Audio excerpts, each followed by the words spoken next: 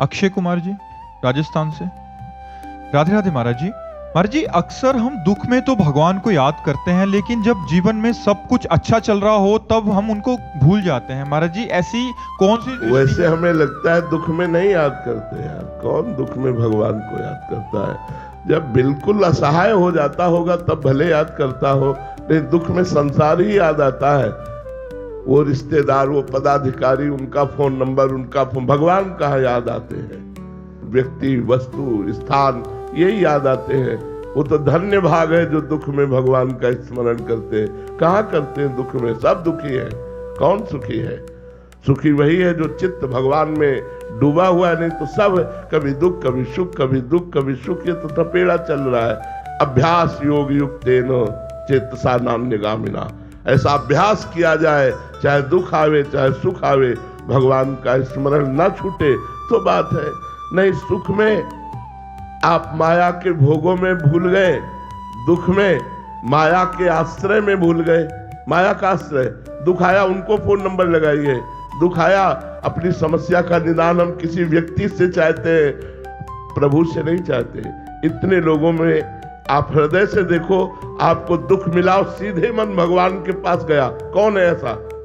जब सब जगह से हार जाएगा तो भले भगवान को पुकारे, नहीं पहले भगवान याद नहीं आते, पहले संसार याद आता है। हमारे रिश्तेदार हैं, हमारे अमुक है, हमारे अमुक है, वो अमुक डॉक्टर है, हम ये नहीं, सीधे भगवान में चित्त गया, हे भगवान हमारे संकट की निवृत्ति कीजिए।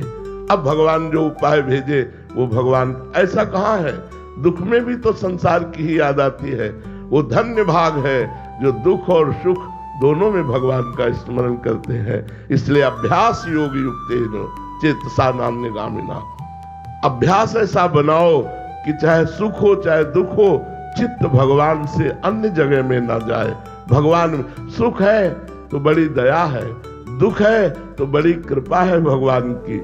दया और कृपा का अनुभव करते हुए वो भगवान के चिंतन में डूबा रहता है, वही धन्य है। उसी का मनुष्य जीवन धन्य है जो सुख दुख दोनों में समान भाव करके भगवान का निरंतर भजन करता है। जो दुख है वो तब तक दुख रहता है जब तक भगवान का स्मरण नहीं होता, नहीं तो महासुख का अनुभव होता है चाहे जितना बड़ा दुख हो। तो दुख दुख नहीं, जो भगवान का स्मरण चल रहा है। और ये सांसारिक सुख क्या सुख है?